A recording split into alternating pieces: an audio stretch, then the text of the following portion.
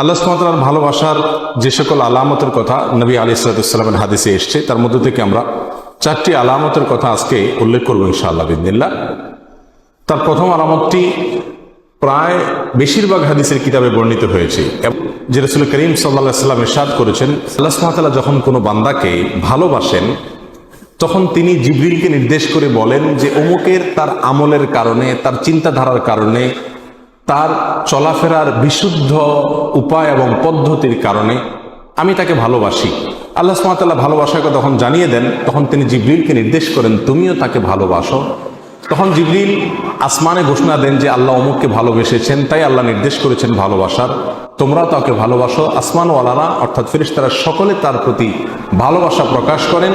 তখন আল্লাহ সুবহানাহু ওয়া তাআলা স্বয়ংক্রিয়ভাবে পৃথিবীতে যারা বসবাস করে তাদের অন্তরে ওই ব্যক্তির প্রতি ভালোবাসা সৃষ্টি করে দেন।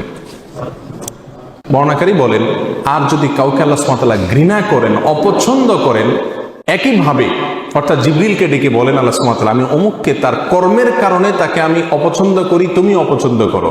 আসমানওয়ালারা অপছন্দ করে, তারপরে জমিনওয়ালা বা পৃথিবীবাসীও তাকে অপছন্দ করতে থাকে।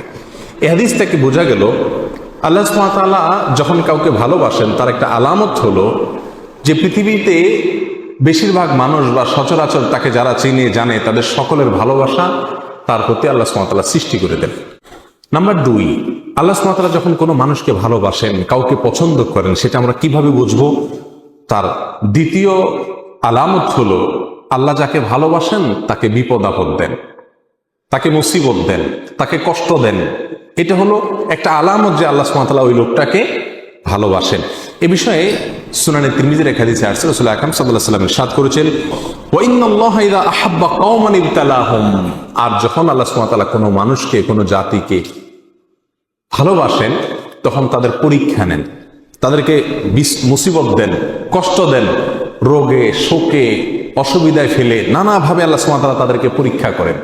এই যে বিপদ আপদে ফেলে দেওয়া, এটা কিন্তু আল্লাহ সুবহানাহু ওয়া তাআলার ভালোবাসার একটি আলামত। ফামান রাদিয়া ফালাহুর রিদা ওয়া মান সাখাতা ফালাহুস সাখত, আল্লাহর এই দেওয়া পরীক্ষায়, কষ্টে যে ব্যক্তি সন্তুষ্ট হয়ে যায়, আল্লাহর ফয়সালাকে মেনে নেয়, ফালাহুর রিদা, তার জন্য আল্লাহর সন্তুষ্টি অবধারিত হয়ে যায়।